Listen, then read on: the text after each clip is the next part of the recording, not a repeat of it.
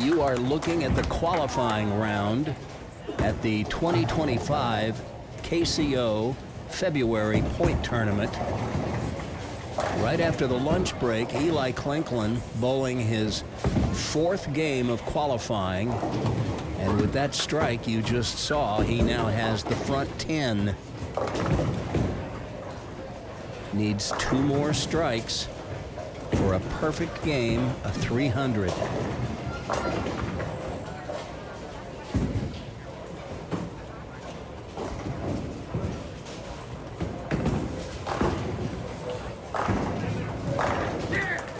There's the front 11. Eli among the leaders in Division 1. This will help. You see his score sheet. Nothing but strikes through the first 11 shots.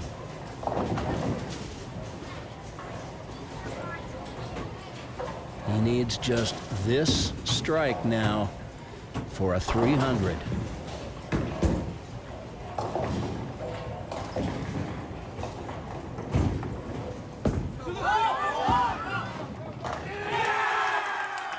He did it.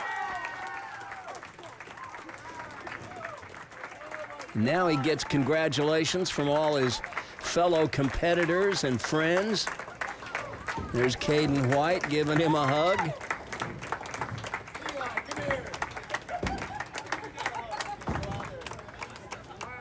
And there's his dad, who was in tears. Hey. Yeah, literally. But that's not all. Here's Division 2's Damian Burns with the 12th ball. He's working on the front 11. And there's another one in Game 5 in Division 2. 17 and 18, Damian Burns, 300 on his birthday. What a way for Damian Burns to celebrate his sweet 16th birthday with a 300 in Game 5 of qualifying. But wait, there's more. Dylan Pollard in Division 1, bowling in his 6th game in qualifying. He's got the front 10. Oh, no. Man. Oh, denied the third 300 of the tournament. And he's not happy about that, but wow. He would convert the spare, shoot 289, and we will see him today. Now in its 9th season, it's Prodigy Bowlers Tour, celebrating junior bowling and elevating junior bowlers. Today, episode 183, the 2025 Kansas City Open February Point Tournament. 5 players have qualified for the TV finals, but only one can walk away as the Division 1 champion. Here are the 5 finalists. Bowling in match 1 is the 5th qualifier, Dylan Pollard. He'll face the 4 seed, Landon Ziegenhurt of Junction City, Kansas. The winner of that match will challenge the 3 seed, Aiden Mercer of Lee Summit. That winner will take on the 2 seed, Eli Clinklin, one of 4 players in our field from Lee Summit. And that winner will bowl Caden White for the title today. Caden is the tournament leader and one of our 3 reigning co-players of the year. One of these 5 athletes will win the championship today and will do the honor of signing the coveted trophy pin. Get ready, it's coming up on Prodigy Bowlers Tour. Welcome once again to Crown Lanes in Leavenworth, Kansas, home of the 2025 Kansas City Open February Point Tournament. On our last episode, we brought you the championship round in Division 3. And today our focus is on Division 1, the group of bowlers with averages of 200 and higher. This is the one division at the KCO that bowls scratch. As you know, players in 5 average base divisions are divided into 2 squads, the A and B squads, and which one you're in is determined on a first-come, first-served basis. If you choose to bowl A squad, you go off first thing in the morning, meaning your morning block will be on fresh oil. And since they only oil the lanes once before A squad goes off in the morning, it can be a very strategic choice you're making when you pick your squad. After 3 games in the morning and 3 games in the afternoon, the field is cut to the top 5 in all 5 divisions for the championship round stepladder finals. Each month on Prodigy, we bring you 2 divisions at each KCO tournament. We bring you one of the handicap divisions, and we always showcase Division 1. With most of the Kansas bowlers out of the picture since we're right in the middle of the Kansas high school bowling season, most of our contestants hail from the Missouri side of the Kansas City metro area. Although we do have one Kansas bowler in the field today, Landon Ziegenhurt bowls out of Junction City, Kansas, and apparently he doesn't bowl high school bowling. If he did, he wouldn't be here today. Here's how today's championship round lays out. You win a match and advance. Then you keep advancing as long as you keep winning. So it's time we crank this baby up and get our opening match underway. It's the 5 seed Dylan Pollard, the Dill Pickle, facing our one Kansas kid, Landon Ziegenhurt.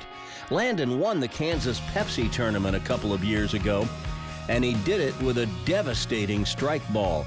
But in his 2 previous appearances on Prodigy Bowlers Tour, he really hasn't performed up to his own standards. So you can bet he's eager to make a stronger showing today. But Dylan Pollard won a couple of matches the last time he was on Prodigy, so he should be feeling pretty good about his chances today. Landon Ziegenhurt had the option. He has chosen to lead off. And that opening volley hooks high, goes right through the nose. Could have left a split, but he breaks it up. Leaves just a single pin spare, the 3-pin. This pretty routine. Nothing to it.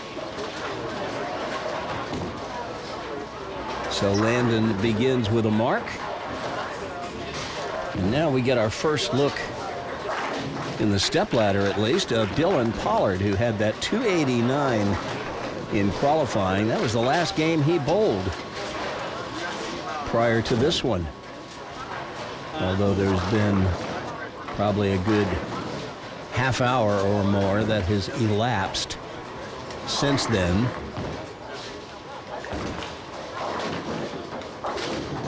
Oh my. Well, didn't see that coming.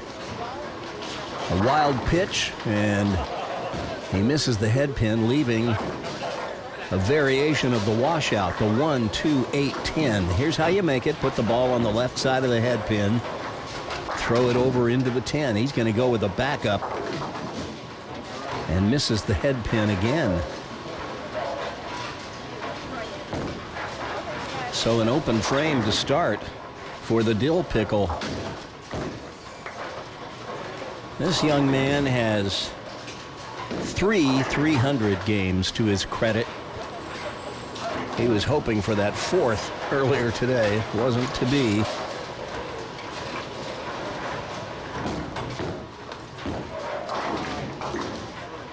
Well, that comes in a little thin. Didn't quite make the corner like he'd have liked. And now he's got one of the many variations on the baby split. This, the 2, 5, 7. Put the ball to the left of the 2-pin. Knock it into the 5. The ball will deflect over into the 7. Oh, but you got to hit the pin in front. On every spare you shoot, you've got to hit the pin in front with the ball. So that's back-to-back opens for Dylan. That's no good. All right, Landon Ziegenhurt says he basically grew up in a bowling alley. Well, he gets a crossover strike for Brooklyn. You grow up in a bowling alley, that makes you a bowling rat. You've heard of a gym rat? Well, there's bowling alley rats, too. This kid has won a bunch of tournaments in addition to the Pepsi that I told you about. But he didn't do it with shots like that. Putting it right through the nose.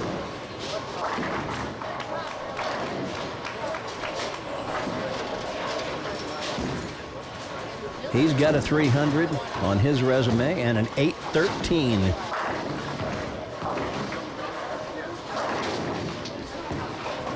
Covers the spare, so spare strike, spare to start for Landon, and Dylan up in the third frame looking for his first mark.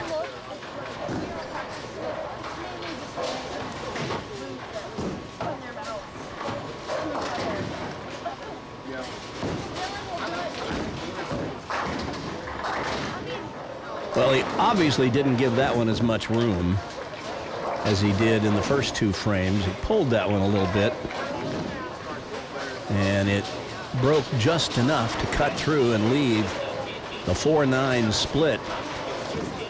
Put the ball over on the left edge of the 4-pin, just graze it, slide it into the 9. That was pretty close. But open, open, open to start. And Dylan's got to just gather himself now. No telling what kind of conversation is going on in his mind right now.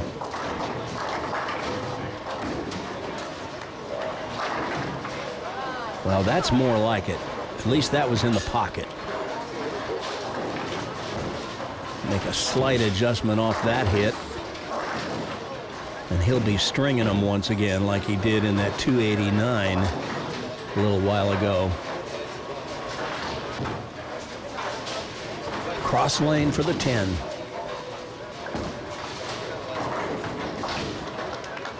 And he covers it. But boy, it is such a helpless feeling to just be that far off. And you're finding you're digging yourself a deeper and deeper hole. And now all he can do is hope that Landon doesn't string a bunch of strikes, run away and hide. Well, Landon nearly gave him a gift. Just breaking up the 4-6. But he ends up with just the 6-pin. This is easy spare for a player of his caliber.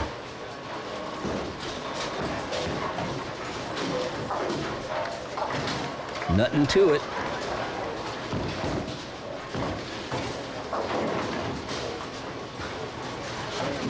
Landon also plays basketball,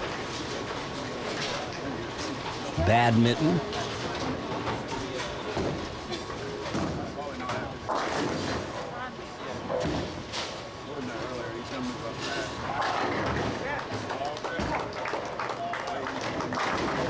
there you go. That's what he's been looking for. Take a look at this one. Watch the 6-pin, the second one from the right. It'll go to the right wall, and as it goes around the 10-pin, we'll knock it inward. There you go.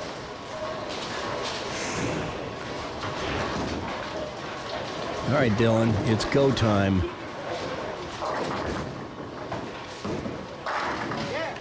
That's the way to go. Now, if he could string a few more of those, he might find himself right back in this match.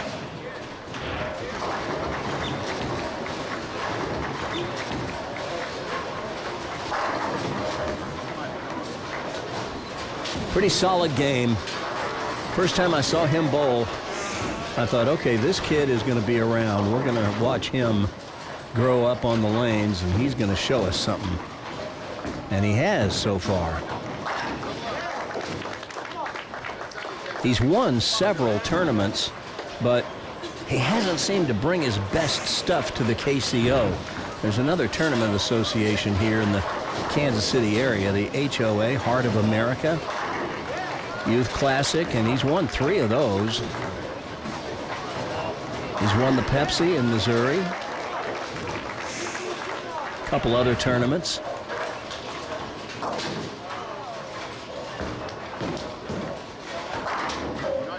Oh, there is Landon with a solid pocket hit.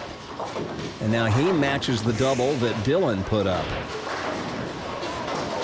Take another look at that strike by Landon. There's the ball right under his head. Actually, a little left of that, which is good. He's just got maximum leverage. This guy just rips the cover off the ball every time.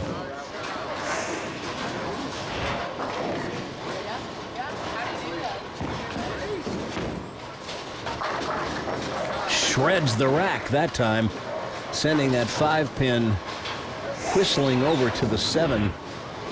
Watch it, the 5-pin, the one in the middle of the rack, behind the head pin. Watch it just tear over into the 7. That's power, man.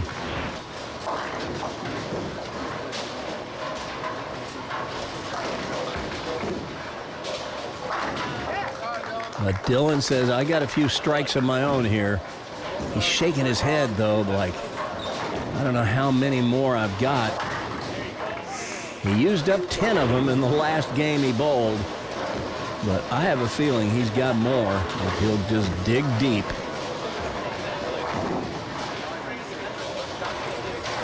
This was a good one. Solid in the pocket. But he needs to keep it going, trailing by 35.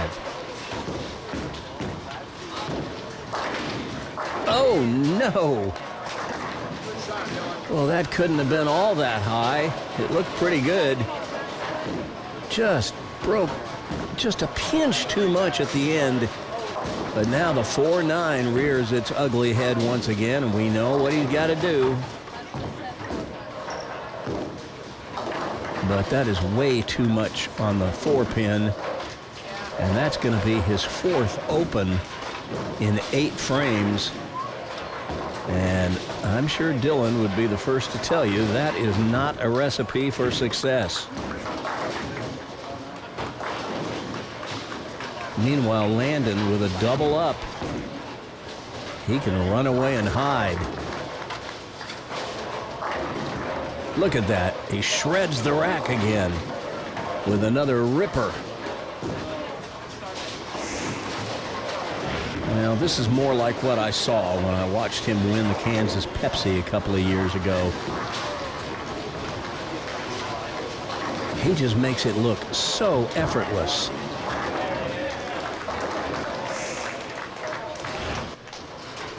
With all that power he gets on the ball, watch how steady his head is as the arm comes through the release. And those pins just fly to get out of the way. Now that was the one that put the cap on the bottle. He is on to match 2 after that one. Well, Dylan kind of knows what the problem was this game. He just got off to a horrible start and really never could get into much rhythm here on this pair of lanes. He was a couple of pairs over when he shot his 289. This pair not so friendly to him.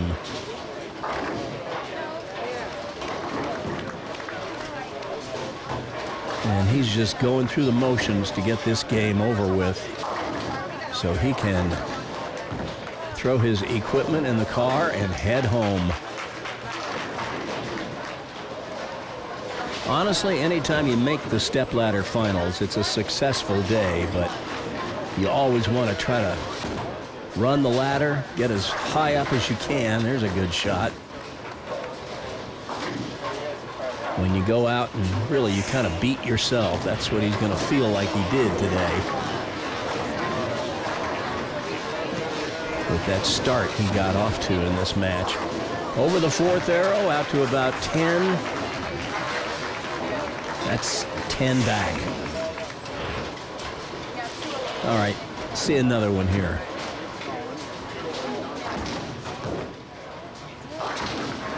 Nope. Through the nose. Doesn't matter.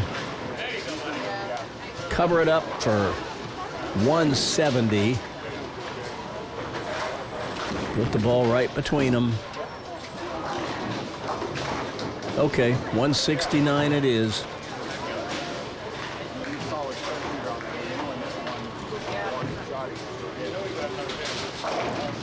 He's probably thinking if I'd known I was going to shoot 169, I'd have just ordered a cheeseburger and sat back and watched Landon bowl by himself.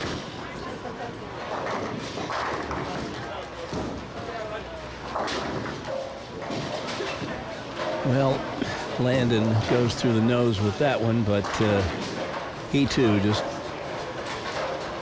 going through the formality of finishing the match.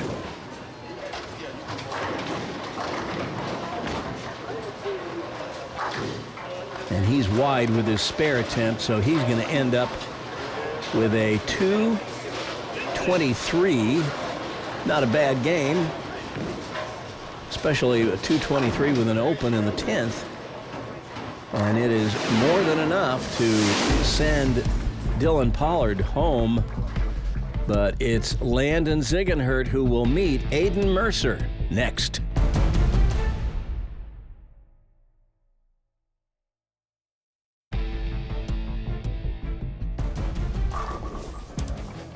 Well, both players got off to a slow start in that opening match, but Dylan Pollard really dug himself a hole, beginning with 3 open frames. But then, just as Dylan got lined up and started stringing a few strikes, so did Landon Ziegenhurt, and Landon kept striking all the way to the 10th frame when the match had already been put away. So it's Landon Ziegenhurt who takes the opening match in our stepladder finals today. And now he moves on to face Aiden Mercer, who's making his first appearance on Prodigy Bowlers Tour. Aiden's stepbrother is Connor Nolan, who appeared on Prodigy 1 year ago this week at this same tournament. That was episode 160, on which Aiden's stepbrother made the stepladder finals here in Leavenworth. All right, Landon to start out.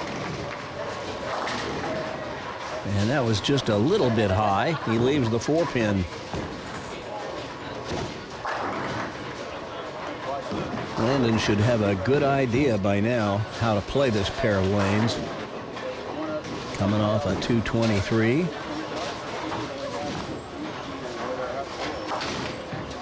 Plays for the 4-pin right up the left side of the lane. And that's a spare. Now, Aiden Mercer, first time on Prodigy Bowlers Tour. He's 18 years old, has a fascinating life story.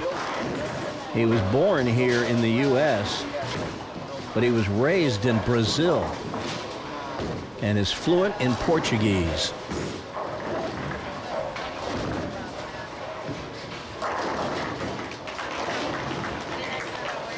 A little high with that one.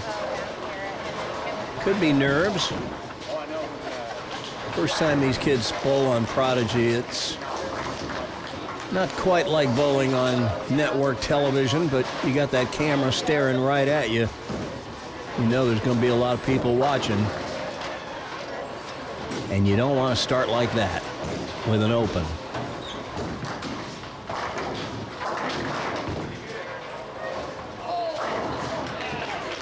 Well, he looks to chase a degree in business finance for his career. That's what he wants to do.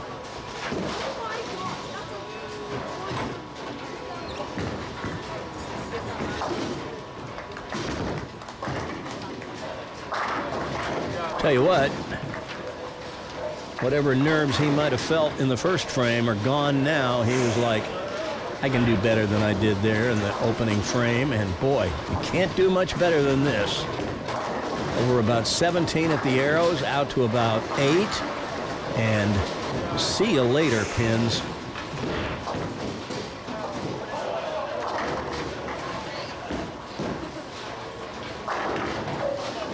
Oh, there's a messenger. Landon putting a strike up on the board to match Aiden's.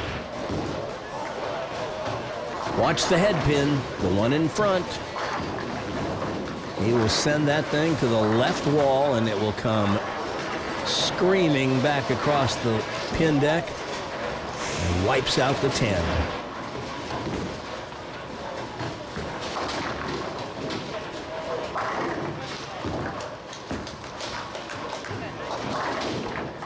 Oh boy, what a break. He had the 4-9, even the 4-7-9 for a while. 7-pin wouldn't have added any degree of difficulty to the split. The 4-9 would have been the problem. But both the 7 and the 9 went out. Now he's got just the 4. And once again, he plays it down the left side of the lane. That'll work. Personally, I like to play it down more toward the 4th arrow, the middle arrow. You got more oil in there. When you're bowling on the house shot, it's a little dry on the outside, both on the left and right sides. And you could hit a little dry spot over there, but no problem. He covered it. Now Aiden going for a double. And gets it. And that'll close this match down to just a 1-pin deficit.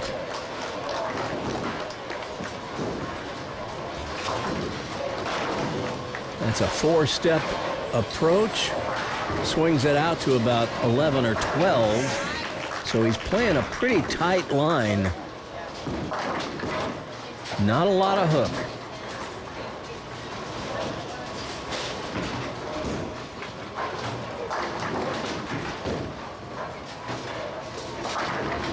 Gave that one a little more room to the right, and it labored to get back, and that's why he ends up with the 10-pin. Now look at this. That's the shot in the second frame that was a strike, and there's the shot in the 4th frame, a board or two wider at the tracers. Watch where they enter the pocket. The ball in the 4th frame is maybe a board to the right where it's entering the pocket. But look where it leaves the pin deck, behind the 9-pin, as opposed to the strike in the second frame that leaves the pin deck between the 8 and 9. That's why you leave a 10-pin. It's the deflection that causes the 3 and 6 to interact a little differently so that the 6 misses the 10.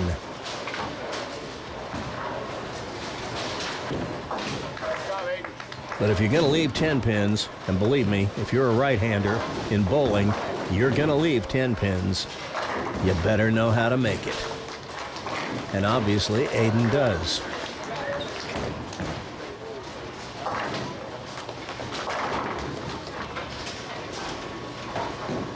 All right, Landon working on a spare.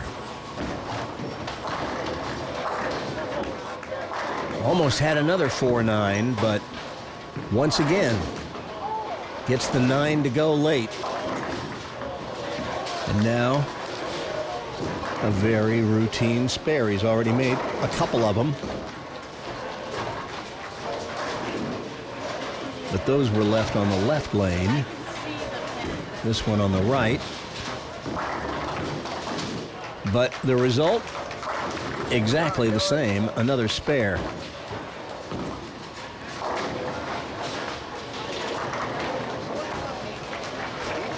So these two locked up in a competitive match here. Just 1 pin separating them.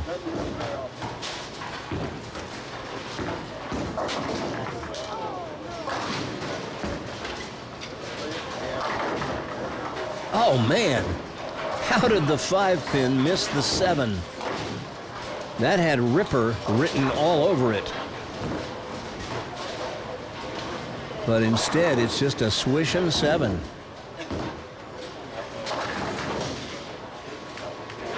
He'll shoot this much the same way he did the 4-pin. Uh-oh.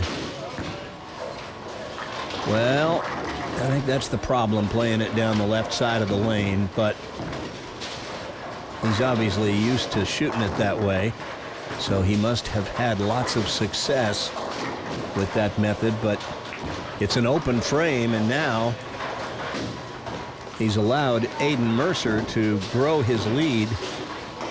It's now 11.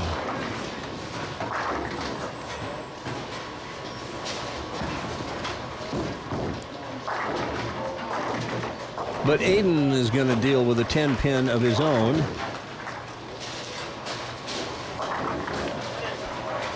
And that drops the lead to 10. Well, Aiden says his favorite pro bowler is Boog Kroll. That's one I don't think we have heard any of our kids cite as their favorite pro bowler, at least not to my recollection.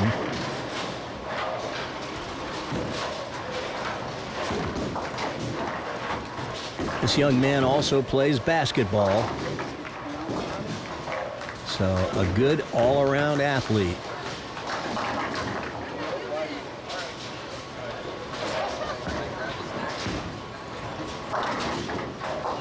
And he trips the 4.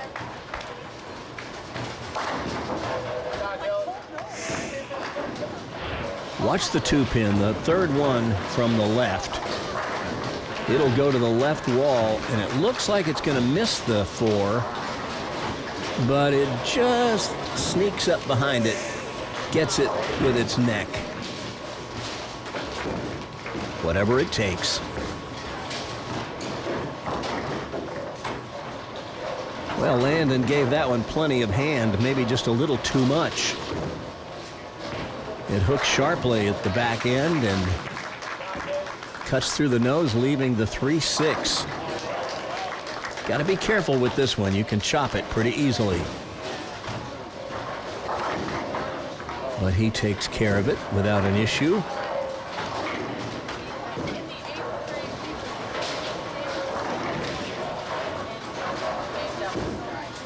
Landon will turn 18 in August, after the deadline where the new USBC bowling season starts on August 1st. So he'll have another year of eligibility in the 2025-26 season. Now look at this. He nearly left another 4-9 and again tripped out the 9. He's shot a few 4-pins already this match. And he makes it again.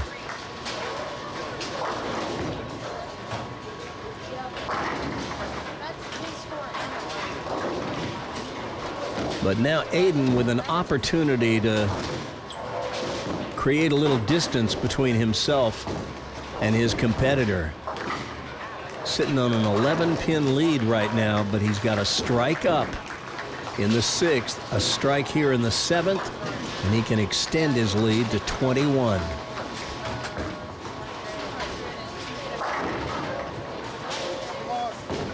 But the 10-pin stops him.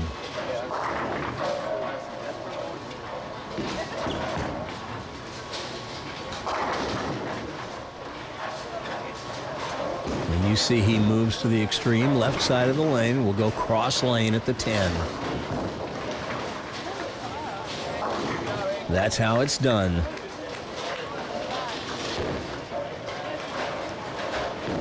Aiden, a product of that youth program over at Summit Lanes in Lee Summit, Missouri. We're seeing more and more kids out of Lee Summit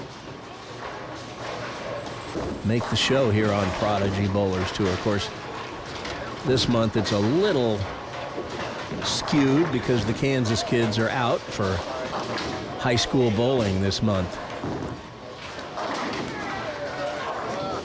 Another one just a pinch high. 4-pin won't go. So Aiden will stay within shouting distance of Landon. Needs to cover this. And he does.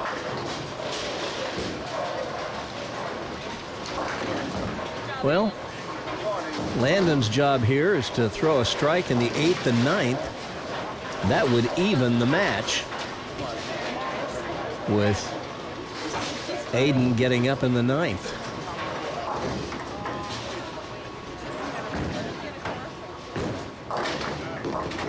But instead, Landon throws it a little too hard. It never takes the break. And now he's left himself a very choppable cluster. The 2, 4, 5, 8. We call it the bucket. Put the ball on the 2, 5. We want the ball to drive through and get the 8. 2 will get the 4. Boy, living dangerously, nearly chopped the 5.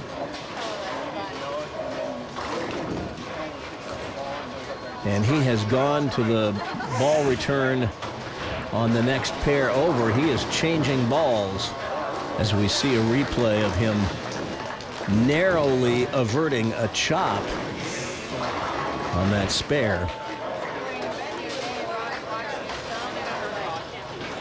All right, it's time to get striking now. Well, that one began its turn to the left a good bit earlier than he was expecting.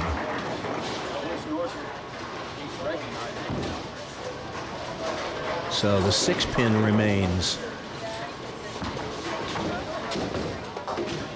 But he takes care of it.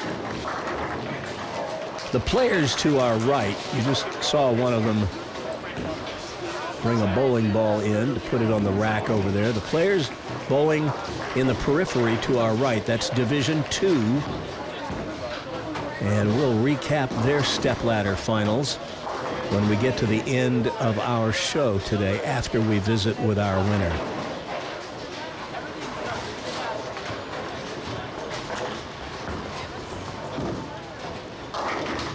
Aiden gave that one plenty of room, and he hits thin in the pocket but catches the light shaker. We'll take another look at it. The head pin will go to the left wall and come back and get the 4 and the 5 and the 7. And that's called the wall shot. But he doesn't care what we call it. He calls it a strike.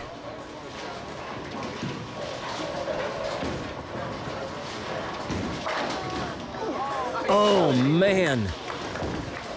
That 9-pin is pretty easy to trip today. It's been going out for Landon all game, and this time it was late, but it went out for Aiden as well. Watch this.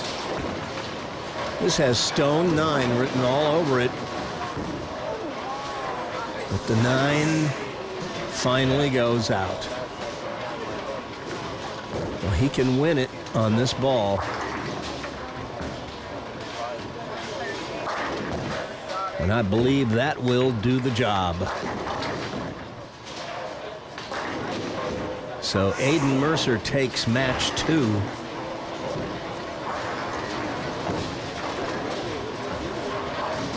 It's one of his best shots of the match. Over about 17 at the arrows, out to about 10 at the break point. 10 back.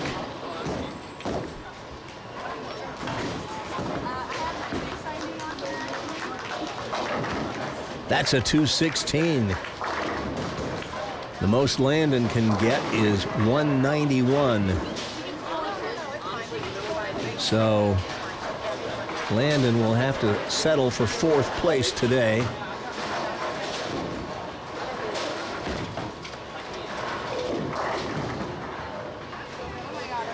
Leaves the 10. He's going to be in the 180s, assuming he spares this up. I know he wanted to do better than he had in his 2 previous appearances on Prodigy, both of which were in adult youth doubles tournaments, where he lost with his partner in the only match he bowled. Today, at least he won a match. Got to view that as progress. He can build on that the next time. Can't get that 10-pin to go to save his life. It's a 179. Boy, Landon had it going the second half of the first match, but he couldn't get a strike to go on a bet in match 2. Anyway, it's Aiden Mercer on to meet Eli Clinklin next.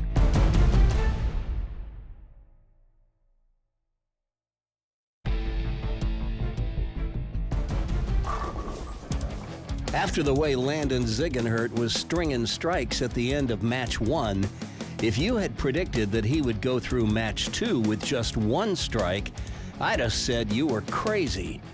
But that's exactly what happened. After a strike in the second frame, Landon just couldn't buy a strike after that. And after Aiden Mercer opened in the first frame, Landon's inability to strike the rest of the way allowed Aiden to get right back in the match and then pull away at the end with a flurry of strikes to close things out. So it's Aiden Mercer who wins match 2. And now he's moving on to match 3, where he'll face our number 2 qualifier, Eli Clinklin, who you watched polish off that 300 game that you saw at the top of the show today.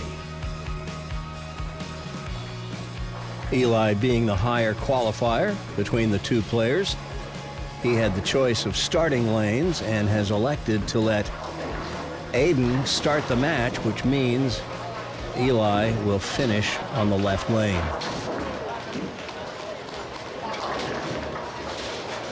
Aiden just a little wide with that one. And he leaves the 2-pin.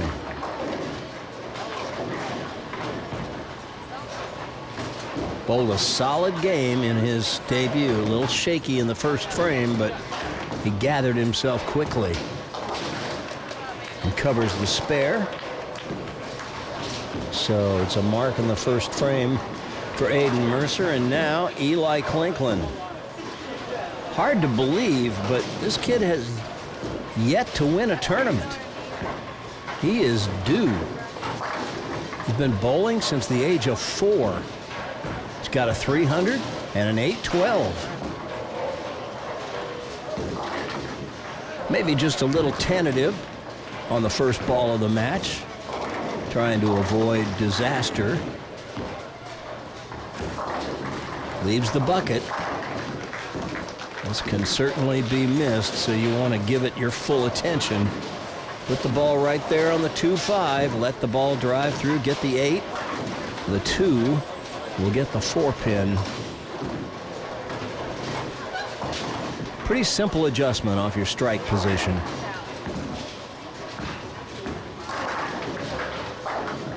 And he covers it with ease. Made it look a lot easier than that spare actually is, to be honest. Eli says his best moment in bowling was when he bowled his first 300 game, so we know he has a couple of them at least. He added to them today in his 4th game of qualifying, with his dad looking on.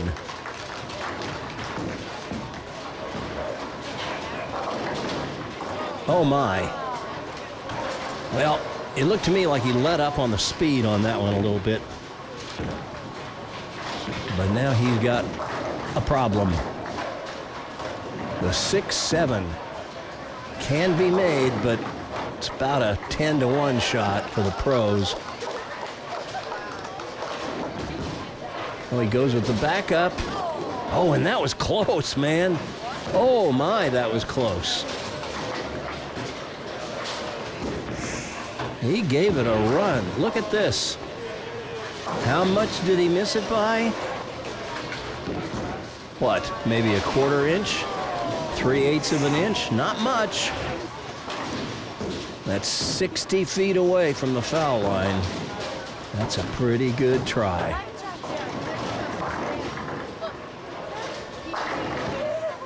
But Aiden says, I don't care how good of a try it was, I'm going for blood. And this young man who grew up in Brazil, that had to be interesting.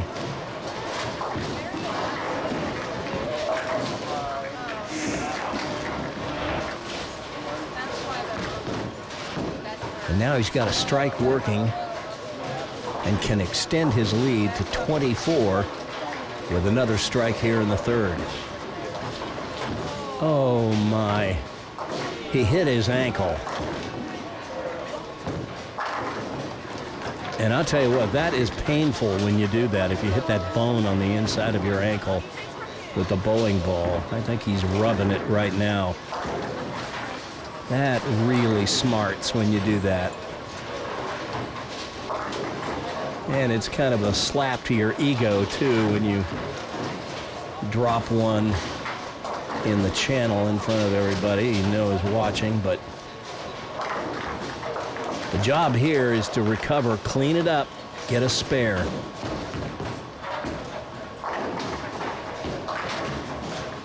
Well, it's going to be an open, so he and Eli exchange opens, and that evens the match.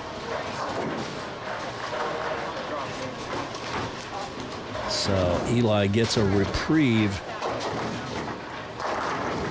This young man says E.J. Tackett is his favorite pro bowler.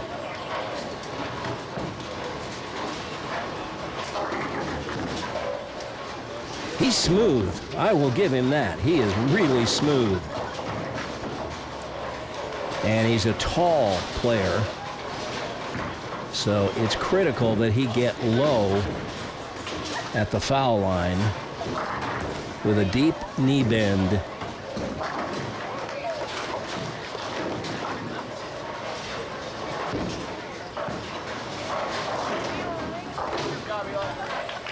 He's pretty low at the line. He rears up a little bit when his follow-through goes through. If you stay down a little bit, that'd be better, but I like his technique at those spares. He goes straight at them, takes the rotation out of his release. The ball just goes straight at the spare. I like that.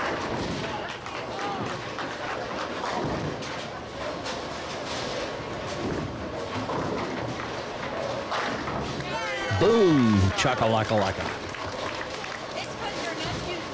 Big strike for Eli in the fourth. Watch it again. Nice slide. He's in pretty good balance at the line. And he just planted that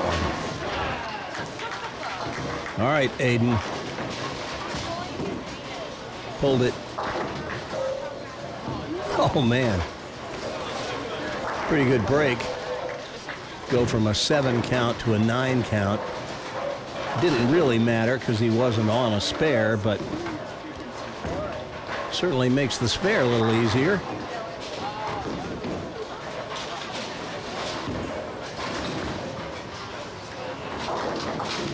And he covers the 6-pin. No muss, no fuss.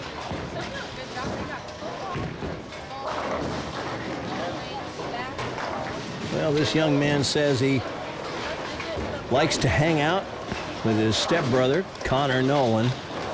Mentioned earlier he was on the show 1 year ago from this very same bowling center.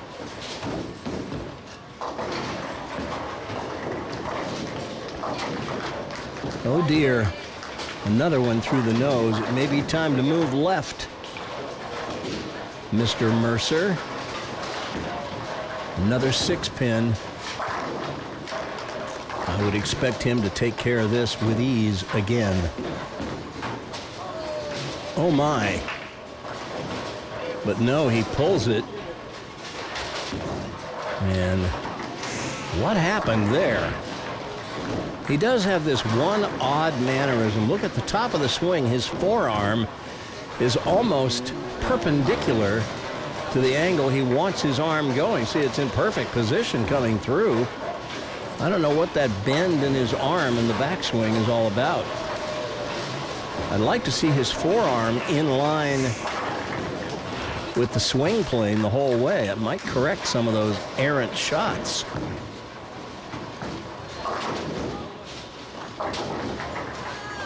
Oh dear. The 6, 7, 9, 10. This is one we don't see every day. Or when we do see it, we've usually got the 4-pin with it for the Greek church. This one is decidedly easier. It's certainly easier than the Greek church, and it's easier than the 6, 7 because you got the 9-pin there to help guide the 6 over into the 7. I expect him to get pretty close to this. But no, too full on the 6-pin. So they exchange opens again, and this match is even halfway through. Here, I don't want it. You take it.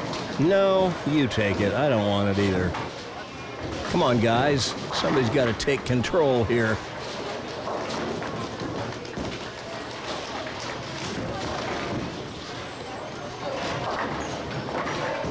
Well, once again, maybe Eli being a little overly cautious to keep that ball off the nose. Mission accomplished there, but he leaves another one of these pesky little spares that are just a little too easy to chop, especially when you go at it from the right side of the lane. Got to be careful. Oh, he goes straight at it. Oh, but he gets too far left and slides the 2 in front of the 5, and oh, this is just becoming a calamity. Once again, Aiden Mercer out in front with an 11-pin lead after he made an open frame. So let's settle ourselves down here and make some quality shots.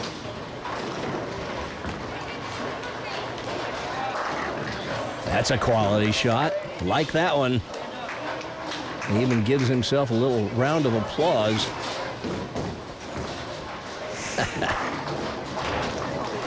Hey, you got to be your own best fan out there. Love how he's got that ball right by his ankle. Now, it got a little too close to his ankle earlier when he hit his ankle and put it in the moat. I don't want that, but the closer to the ankle, the better.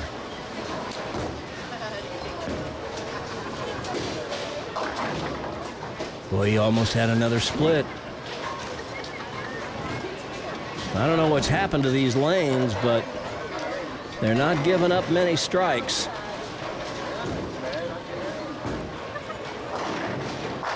Another 6-pin with company this time. And Aiden covers it easily.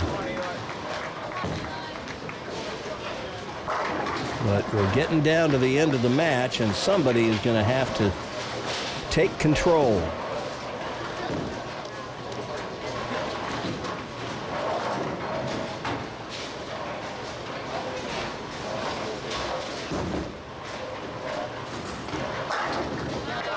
Now that is a quality shot.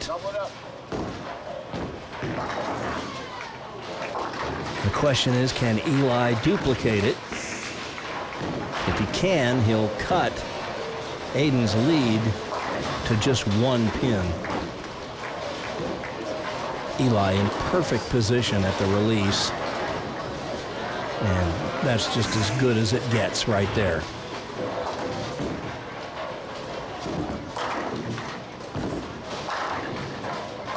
Let's see another one.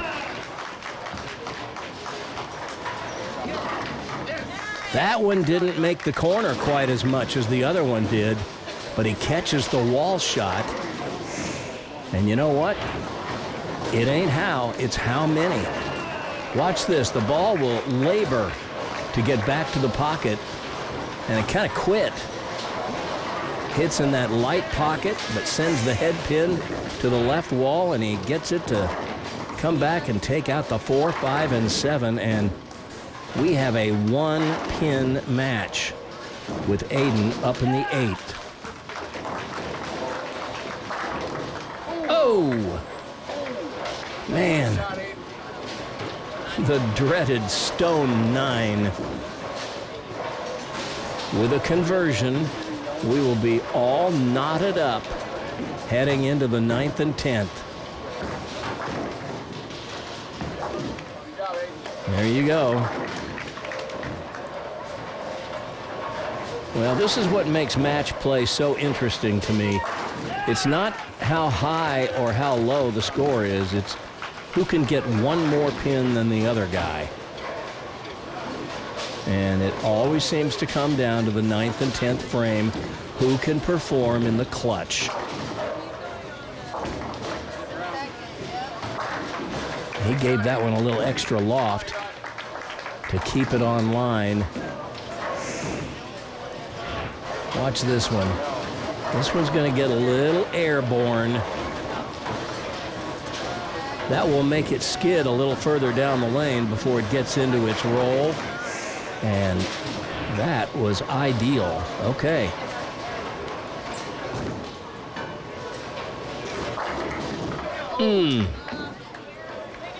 Close, but a 10-pin. So Eli is going to need to make this and then put a double up in the 10th frame to take the lead and force Aiden to strike. Love Eli's technique at those right side spares. Actually, he uses it on his left side spares as well. Just comes straight up the back of the ball, doesn't put any axis rotation on it. Just throws a straight ball at his spares. The one exception to that, I prefer to see them hook it when they're shooting at double wood, like a 2-8. There you go. He got that one to make the corner.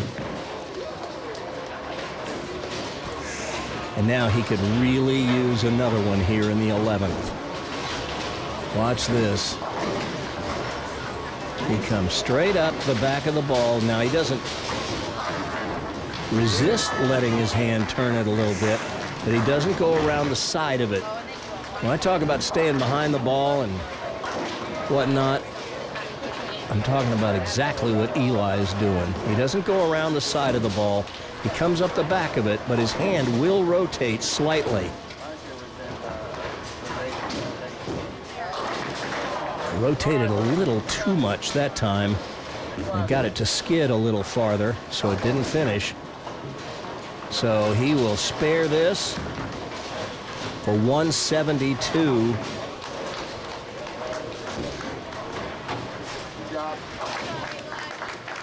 And now we have the possibility of a tie. If Aiden throws a spare, he will need to strike on the fill ball to win by 1. If he goes spare 9, we have a tie. Spare 8 or less, Eli wins. Strike here, and Aiden can move on to the next match. Oh no! He's gonna have a mark. And this is not how to get one. The dreaded Big Four, or what we used to call a double pinochle.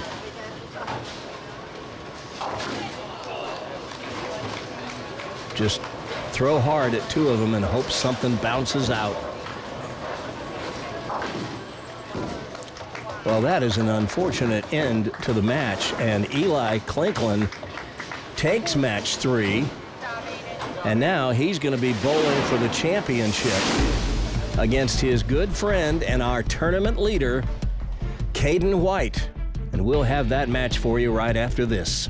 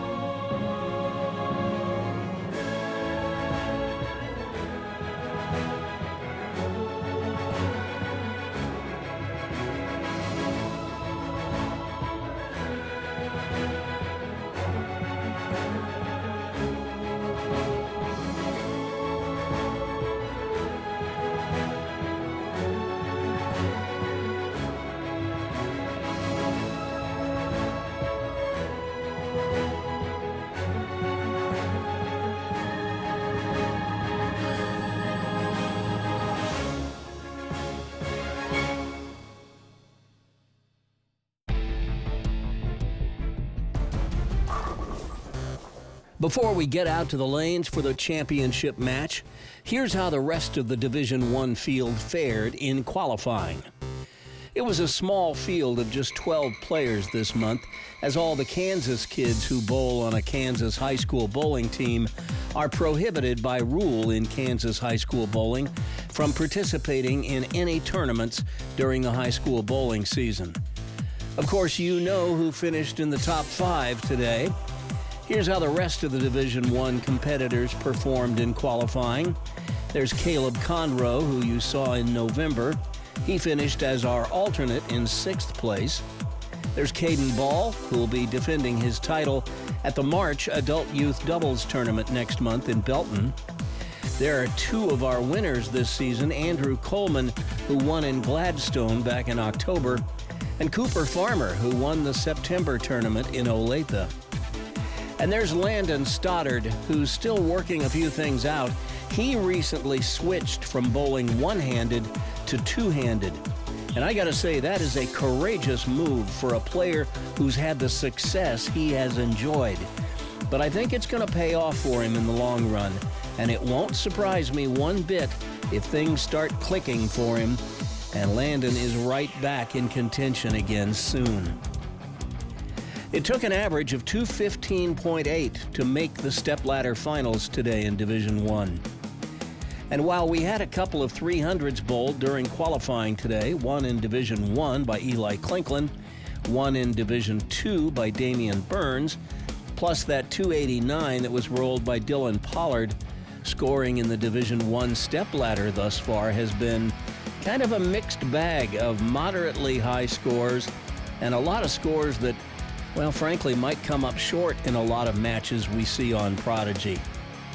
In that last contest between Aiden Mercer and Eli Clinklin, it was a low-scoring competitive match where both players registered 3 open frames. But Eli Clinklin managed 1 double along the way, which was just enough to make the difference in the match. But what a tough way for Aiden to lose. He took a 1-pin lead into the 10th frame, only needing a mark to get into the championship match. But instead, his strike attempt hooked right through the nose, leaving the nearly impossible Big 4. I can't think of a more heartbreaking way to lose, but Aiden will be back, I'm sure. So today, it's Eli Clinklin who sneaks into the championship match, where he'll now face his good friend Caden White, one of our 3 reigning co-players of the year. Now, Caden didn't uncork a 300 in qualifying like Eli did, but what Caden did was put up a steady stream of big numbers. A couple of games in the 230s, a game in the 240s, one in the 250s, and even one in the 260s. His low game was 205. You bowl like that, you'll find yourself in contention at most tournaments.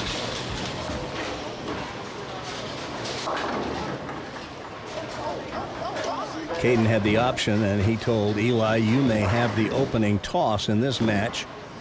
And Eli puts it through the nose, nearly leaves a split, breaks it up, leaves just the 10-pin, and now he can use his stellar spare shooting method to throw a straight ball right at the 10-pin. And that method will usually work for a player. If you can perfect that kind of straight ball shot, I highly recommend it. All right, Caden White, one of our 3 reigning co-players of the year, along with Rhett Ryman and Nolan Nash, who isn't bowling junior bowling anymore. Caden a little wide with that one. Speaking of Nolan Nash, he just bowled in the PTQ, Pro Tour Qualifier, or what we used to call the Rabbit Squad when I was a PBA member, trying to get into the PBA Pete Weber tournament down in Springfield, Missouri. Didn't get in, though. There's a spare for Caden. But if you check out Brad and Kyle's YouTube channel, where Brad is trying to qualify for that tournament, Nolan is in that video. We'll give a little cross plug to Brad and Kyle.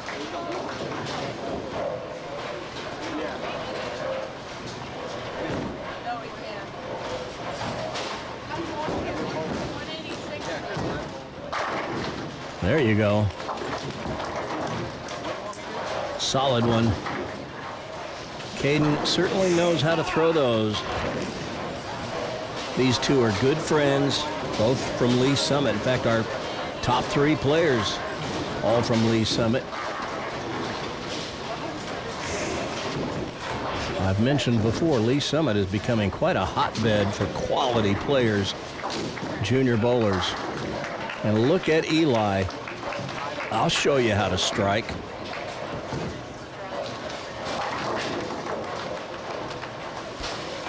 Eli is 16 years old. He turns 17 next month in March. Caden's 17. He turns 18 in March.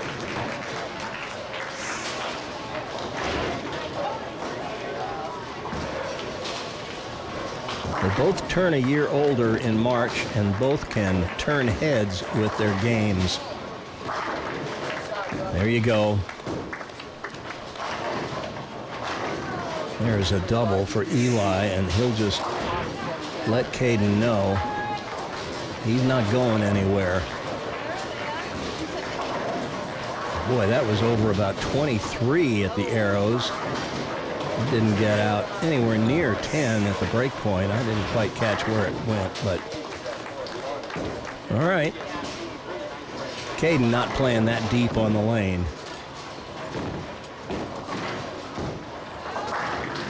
But he throws it with a lot more speed. Same result. Spare, double for both players to start. Let's compare them side by side. You'd be able to see just how much more speed Caden gets with his method as we sync them up at release.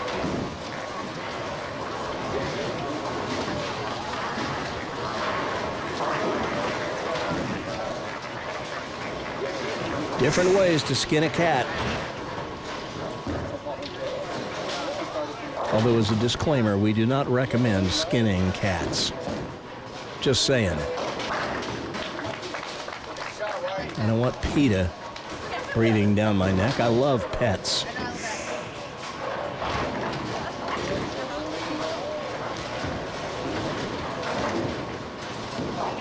Actually, Caden playing over the 4th arrow, got that one out to about 12. And they all went down.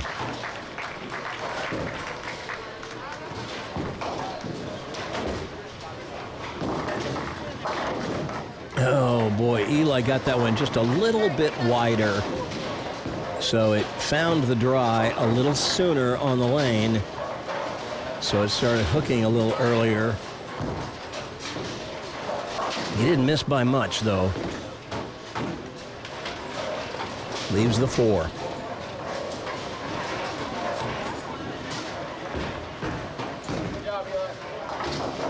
And you see that ball going pretty straight at the 4-pin. If he'd thrown a normal shot like he throws at his strike, that ball would have hooked right by the 4-pin. Once again, the players on our right, on 17 and 18, that's Division II. You just saw Alina Miller throw a shot. She's bowling Lane Gosser, and we will tell you how their stepladder played out at the end of the show. Boom. I'd say Eli has settled down a bit after a somewhat shaky first match. I mean, he won it, but only because Aiden Mercer gave him a gift in the 10th frame, leaving the big 4. But now Caden White working on a turkey. That's a 4-bagger. And I'll tell you what, I know Eli's the one that shot the 300 today in qualifying, but I've watched Caden White bowl enough to know that once he gets locked in, He doesn't often lose a lane or a pair.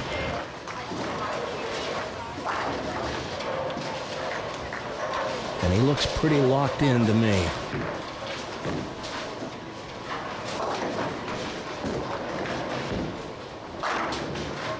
And obviously he loves bowling in this bowling center. He won here in February of 2023. He won here in April of 2024. And with all these strikes he's throwing, they've all looked pretty similar. How similar? Here are the ones he threw in the second, fourth, and sixth frame with our 3-up look. Let's see just how similar they were when we stack them on top of each other with our 3-deep look. A Prodigy exclusive. Can you tell the difference? When he's going to the line, they look very much the same. After it's off his hand, well, doesn't matter then.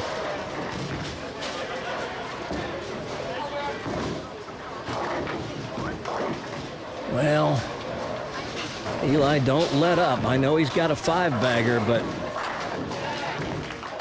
you're still in this match. Another bucket.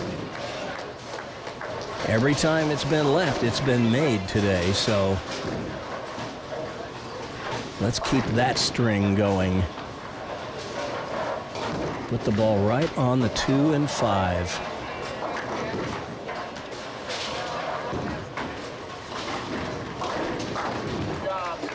That's how you do it.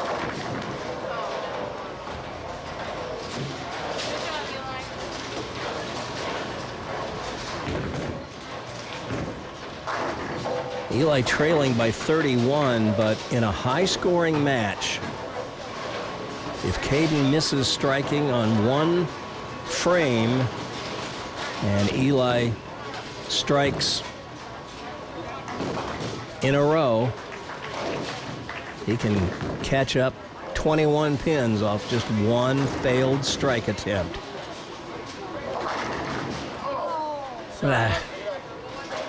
10 pin.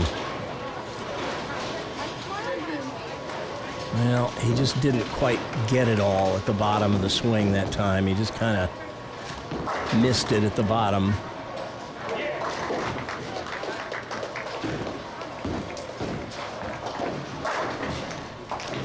Oh, I surely did not see that coming. Eli does not miss single pin spares, but he missed that one.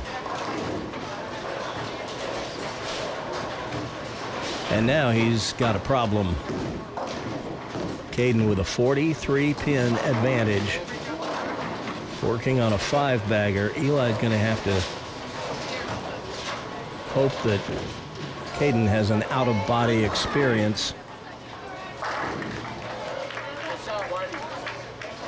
But that's not happening. Well, while I have a moment, I want to thank the fathers of these two players, Caden White and Eli Clinklin,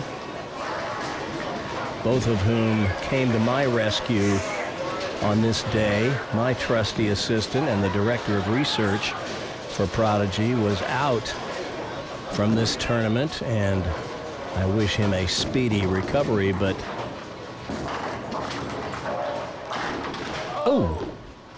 Messrs. White and Clinklin helped me carry the equipment into and out of the bowling center, and I am most grateful.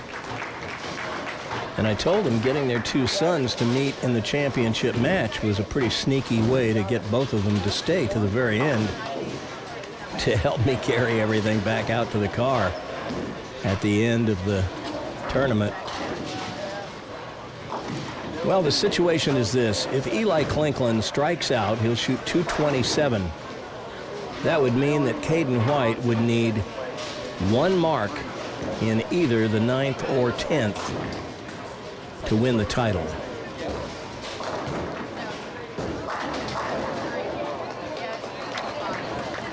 Well,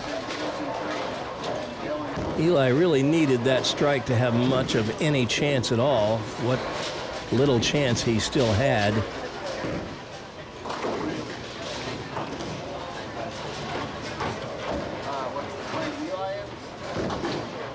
Now the best he can do is 217.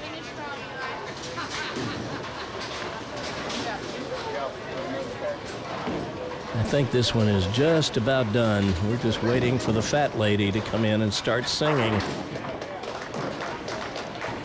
I don't think you're going to get that. You can have the fat guy sing, but I ain't singing today. Oh my. Oh dear. Well, I do prefer close finishes, I have to tell you. Not that I'm throwing any shade on Caden's victory today. He's certainly earned it. Good try, Eli. But these two are such likable guys and good friends. And they both have plenty to be proud of today. Caden's going to win the tournament. Eli has the 300 he shot earlier.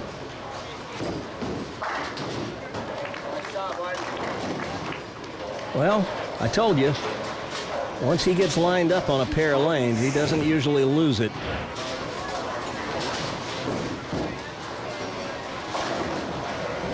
That is a nice quality to have in your game. The ability to repeat shots consistently.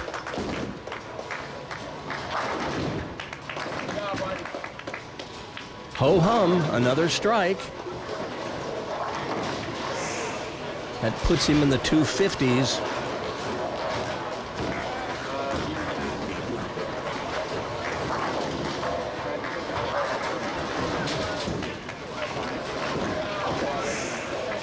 One more strike right here that would put him in the 260s. Did you really expect anything else?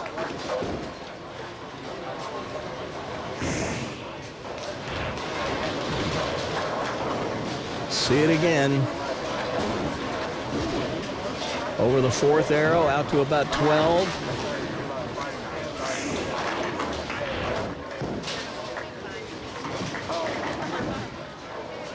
And they exchange congratulations, and what have we got here?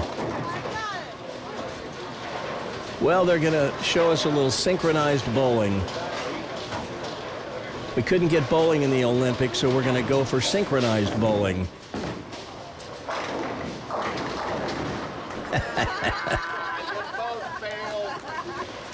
So it's a 265 for Caden White as he throws a few pins away and count there on that final ball. Not that it matters. A win is a win is a win. Eli covers his spare.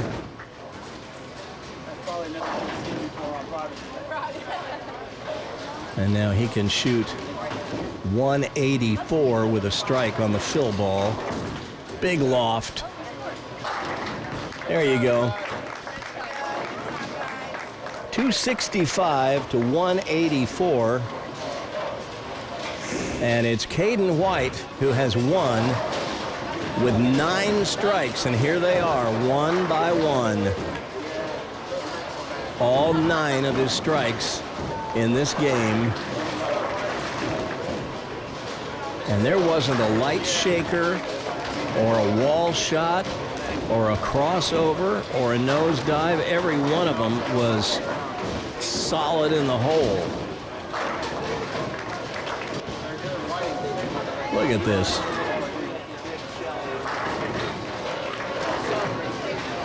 All he knows how to do is throw strikes. He's a pretty good spare shooter too, by the way. There are all 9 strikes that he threw in that final match, all in a row, and they added up to a 265. We will visit with both our winner, Caden White, and our runner-up, Eli Clinklin, when we return.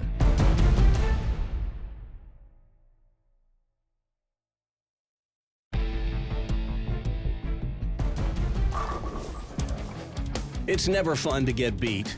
It's even less fun to get blown out. I'm sure Eli Clinklin would be the first to agree.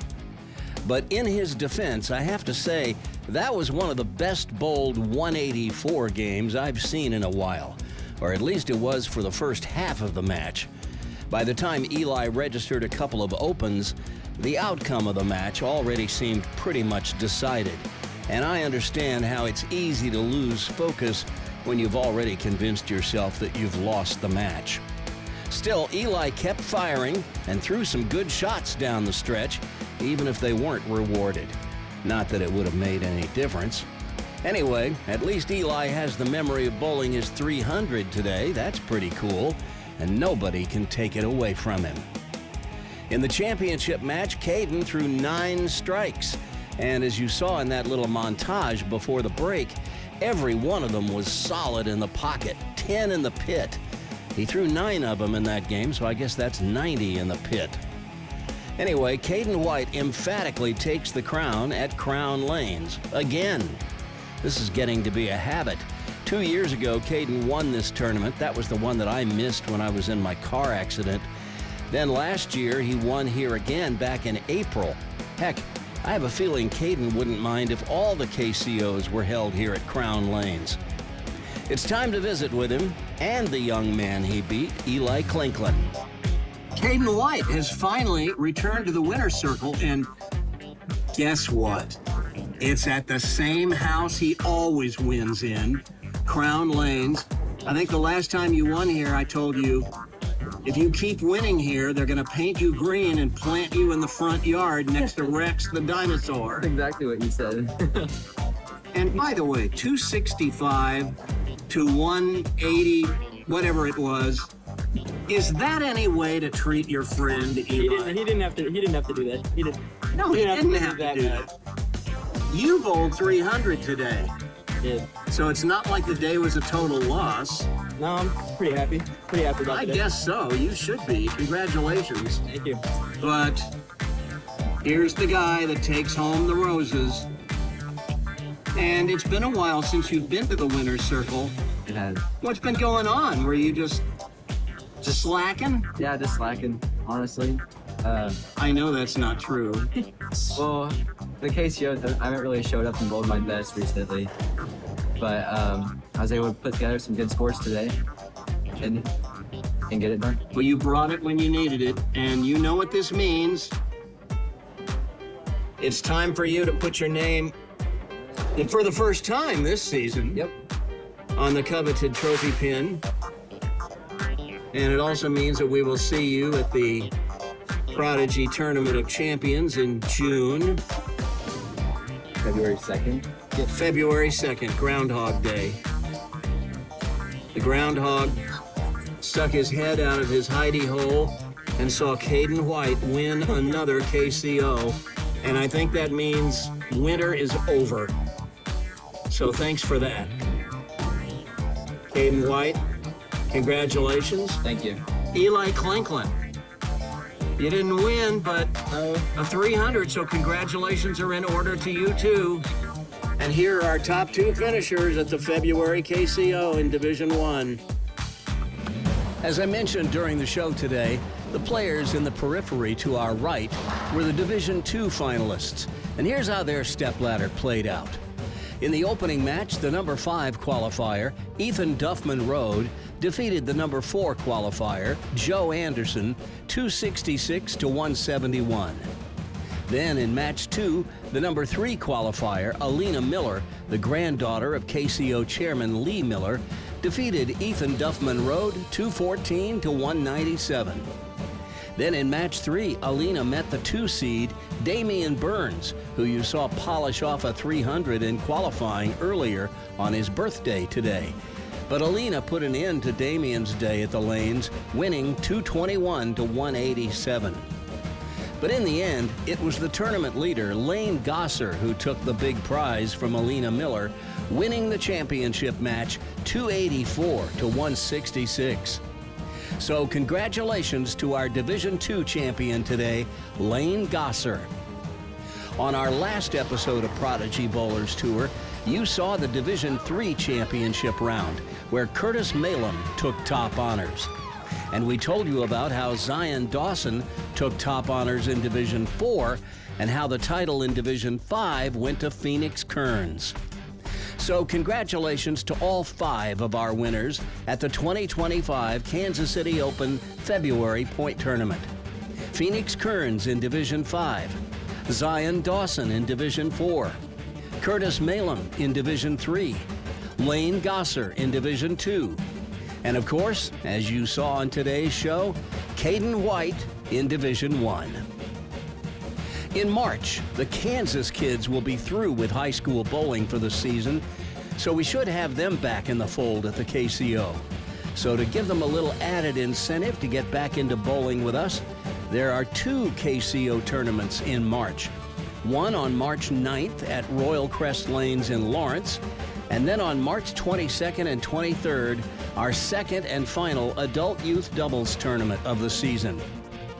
If you're interested in bowling the KCO, visit their website at www.kansascityopen.com for everything you need to know about the tournament, including the tournament schedule, entry forms, rules, and more. If you enjoyed this video, please leave a thumbs up, smash the subscribe button, and ring the notification bell to receive notifications whenever we post new content here on the channel. And be sure to leave a comment down below. We just ask that you not leave a spoiler, a comment that gives away the ending. All these things help the YouTube algorithm grow our channel, and it doesn't cost you a thing. But if you'd like to kick in to support the work that goes into creating Prodigy Bowlers Tour, and we do spend upwards of 40 hours to produce each episode of the show, become a Prodigy patron. For just $5 a month, you'll get early access to all our full-length episodes of the show. And for $10 a month, you'll get early access and you get your name in the show's closing credits as an executive producer. Go to www.patreon.com/Prodigy Bowlers Tour and follow the instructions to become a patron. It's a small way for you to support the work and the time that goes into producing the show, and I'll be forever grateful. To keep up with all things Prodigy, join our Facebook group. From any page on Facebook, type Prodigy Bowlers Tour into the search bar and hit return. That'll take you to a page where you can submit a request to join the group. Just be sure to answer the 3 screening questions that you'll be presented with. It's a small way for us to screen out the spam bots. And nobody wants spam bots in the group. Anyway, that's a wrap for this edition of Prodigy Bowlers Tour. We'll be back in March for episodes 184 and 185 at the KCO March Point Tournament at Royal Crest Lanes in Lawrence, Kansas, and then episodes 186 and 187 at the KCO March Adult Youth Doubles Tournament at Aaron's Family Fun Center in Belton, Missouri. So until then, this is Coach Randy wishing you the best and reminding you to stay behind the foul line and keep kicking out the corner pins, not the foul lights and ball returns. And I'll talk to you again next time on Prodigy Bowlers Tour.